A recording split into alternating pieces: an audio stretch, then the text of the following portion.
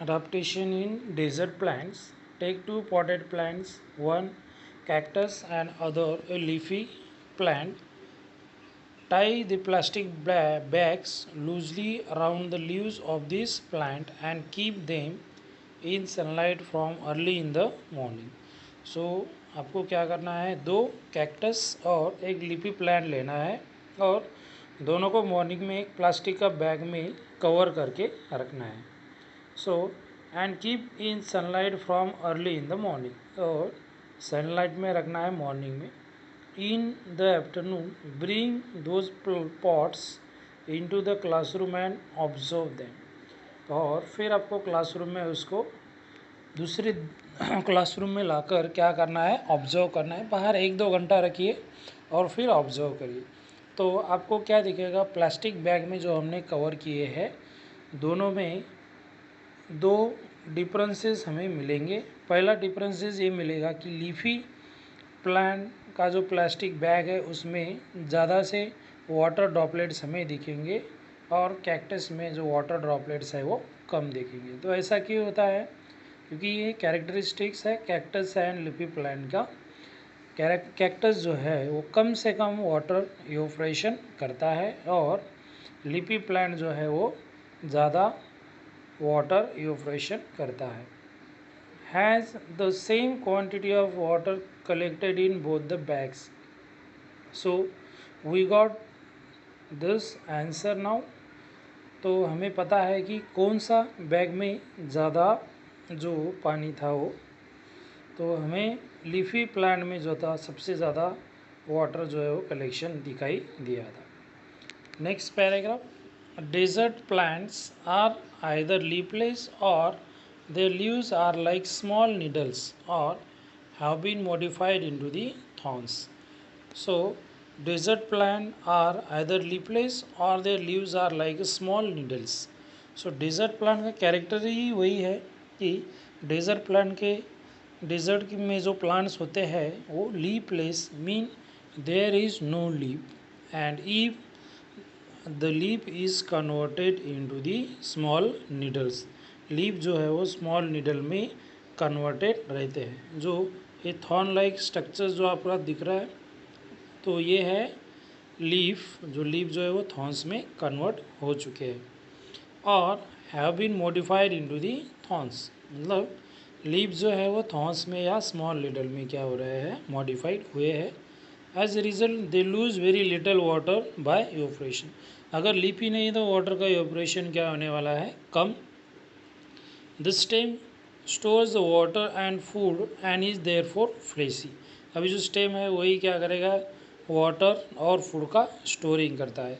Food store कहाँ पे होता है, जनरली लीफी प्लांट में लीफ में होता है, बट यहाँ पे लीफ नहीं है तो वाटर फूड और वाटर जो है स्टोर हो रहा है स्टेम में. The stem are green as they perform the photosynthesis in the absence of leaf. Same as leafy plant में वो फोटोसिंथेसिस लीफ में होगा और कैक्टस प्लांट में जो फोटोसिंथेसिस है वो स्टेम में होगा, क्योंकि इनके स्टेम जो है वो ग्रीन कलर के है. ग्रीन कलर मतलब क्लोरोफिल स्टेम में प्रेजेंट है. Their roots penetrate deep into the soil and some roots spread away into the soil in search of water. और उनके जो रूट है वो ज़मीन के अंदर बहुत दूर तक ज़मीन के अंदर रहते हैं. तो इसी के वजह से उन्हें पानी की जो आवश्यकता होती है वो रूट जो है रूट जो है पानी का ऑब्जॉर्ब इजीली कर पाते हैं. जहाँ पे पानी है वहाँ तक ये रूट चले जाते हैं, मतलब लॉन्ग रूट इनके दिखाई देते हैं. Next paragraph. On the stem of this plant there is a thick layer of the waxy substance on the stem of this plant. तो इस प्लांट के ऊपर स्टेम के ऊपर एक वैक्सी लेयर रहता है. तो ये वैक्सी लेयर क्यों रहता है, वाटर इवोपरेशन कम हो इसी के वजह से ही ये होता है. नेक्स्ट पेज पे जाते हैं हम लोग. तो अभी देखना है हमें adaptation in plants of snowy region. In what way are the sloping branches useful to plants in the snowy region? Snowy region में जो स्लोपिंग ब्रांचेस है कैसे यूजफुल है प्लांट्स को. So plants of the snowy regions have mainly include coniferous like deodar and pine. Deodar pine इस प्रकार के जो ट्रीज है वो हमें स्नोई रीजन में दिखाई देते हैं. These trees are conical in shape due to their sloping branches. तो ये कोनिकल जैसे क्रिसमस ट्री आपने देखा होगा उस स्ट्रक्चर में ये दिखते हैं. तो ये कोनिकल क्यों दिखते हैं? क्योंकि इनके ब्रांचेस जो है वो स्लोपिंग रहते हैं, मतलब ज़मीन की तरफ स्लोप रहता है इनका. सो ये क्यों रहता है स्लोप? क्योंकि ये इनमें क्या है, एक अडाप्टेशन. अडाप्टेशन कैसा? तो स्नोई रीजन में स्नोफॉल होता है. अगर ये स्नो जो है अगर ब्रांचेस पे वहीं पे सैचुरेटेड हुआ तो क्या होगा, ब्रांचेस टूटकर गिर सकते हैं. तो स्लोपिंग ब्रांचेस के वजह से जो स्नो जो है इजीली नीचे गिर जाती है और प्लांट को हार्म नहीं होती, ब्रांचेस वैसे का वैसा ही रहता है. So in the heavy snowfall and the extreme cold in this region, their conical shape prevent the snow from accumulating on the tree and the thick bark helps the tree withstand in the cold. So ये था कि ये जो conical जो इसके sloping branches है, conical shape है, ये भी क्या करता है, इसे स्नोई रीजन में सर्वाइव करने के लिए उपयोगी है. इसलिए ये सारे अडाप्टेशन इस प्लांट में पाए गए हैं. नेक्स्ट पैराग्राफ देखते हैं. Adaptation in plants of forest region. अब फॉरेस्ट रीजन में जो प्लांट्स है उनके अडाप्टेशंस कैसे हुए और उनमें क्या बदलाव है. सो हियर फर्स्ट रीड करते हैं. A variety of plants, trees, shrubs and the herbs. So these are the three types of the plants you can see in the forest region. Trees जो बड़े रहते हैं, shrubs जो 4-5 metre के दिखाई देंगे, एंड हर्ब्स मतलब 1 मीटर के अंदर. तो ये हाइट के अनुसार. उसके बाद are the found in forest. तो ये 3 प्रकार के जो ट्रीज प्लांट्स है वो हमें फॉरेस्ट रीजन में दिखाई देते हैं. These plants compete among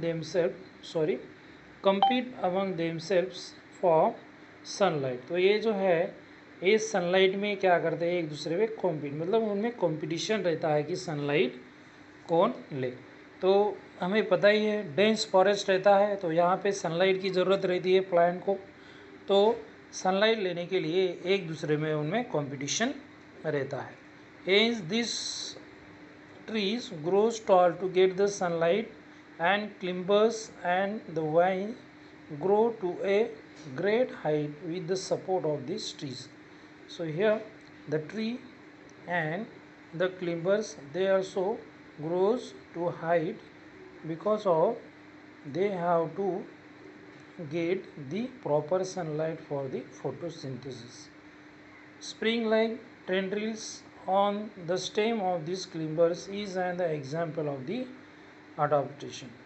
Spring-like tendrils of the stem of these climbers is the example of the adaptation. तो जो क्लिम्बर्स है उनके स्प्रिंग लाइक ग्रीन का स्ट्रक्चर रहता है, तो ये क्या करता है, उनको सपोर्ट के लिए काम आता है. मतलब वो इजीली स्टेम के ऊपर सपोर्टिव लेकर स्टेम के ऊपर से पेड़ पर आराम से जा सकते हैं और वहाँ पे सरवाइव कर सकते हैं. इसी की वजह से वो जो टेंडल्स हैं वो भी एक प्रकार का क्लिम्बर्स में अडाप्टेशन ही है. नेक्स्ट देखते हैं adaptation in the grassland plant. Grassland plant में क्या क्या अडाप्टेशन हुए हैं वो देखते हैं. Diverse type of the bushes and the grasses are found in this grassland. Fibrous root of the grasses prevent the soil erosion. So grassland में ज़्यादातर ग्रासेस और छोटे छोटे जो बुशेस है यही यहाँ पे पाए जाते हैं और इनको फाइब्रस रूट रहते हैं. तो फाइब्रस रूट जो है वो ऐसा दिखाई देता है. Okay, So they prevent the soil erosion. Forest in the equatorial region are dense. Equator region के जो फॉरेस्ट है वो डेंस रहते हैं. Animals like tiger, elephant, deer can remain hidden in this grasses. तो ये ग्रासेस में जो बहुत सारे जो एनिमल्स है वो खुद को हाइड करते हैं, क्योंकि उनका जो प्रीडेटर्स है, भक्षक, को पकड़ने के लिए जो ग्रास है इनको मदद करता है. However the grasses in cold region are very short. Animals like rabbit found in such grasses. और आपको पता है कोल्ड रीजन में जो ग्रास है वो उनका हाइट बहुत ही छोटा रहता है, तो उसमें रैबिट जैसे बहुत सारे जो छोटे जो एनिमल्स हैं वो इजीली हाइड करते हैं, खुद को बचाते हैं. Vast meadows are found in the hilly areas as well as plains. Plain में और हिली एरियाज़ में आपको ये जो मीडोज़ है, ग्रासेस है, ज़्यादा से ज़्यादा आपको दिखाई देंगे. Right. So this is about the adaptation. अब नेक्स्ट पार्ट जो है वो पेज नंबर 4 से हम लोग स्टार्ट करेंगे. वो पार्ट 3 में होगा, ये पार्ट 2 था. Thank you student.